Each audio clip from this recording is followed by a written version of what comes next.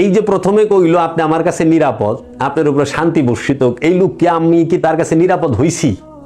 না, শান্তি পাইছি মোটেও না। কারণ সে আমারে শান্তি দিব কইয়া ধোঁকা দিয়া দিছে।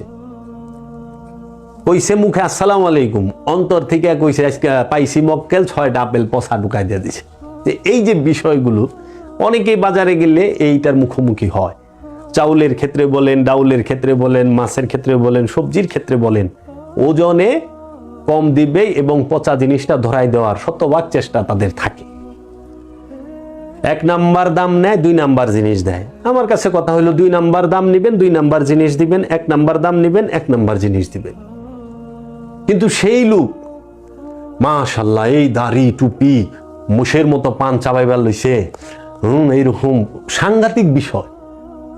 এই যে এই সমস্ত লোকের থেকে আমরা, উনি যে সালাত করতেছে, উনি যে সিয়াম করতেছে, এতে কি ফায়দা হচ্ছে?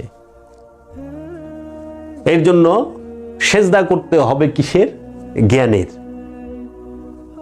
রসুলের কদমে আমার মাথায় যে জ্ঞান আছে সেই জ্ঞানটাকে উৎসর্গ করতে হবে। রবের ইচ্ছার কাছে আমার জ্ঞানটাকে উৎসর্গ করতে হবে। কি রব চায় যে আল্লাহ রাব্বুল আলামিন আমাকে যে জ্ঞান দান করেছে, এই জ্ঞানটা যেন আমি মানুষের মধ্যে বিতরণ করি, বিলি করি। আচ্ছা, আল্লাহ রাব্বুল আলামিন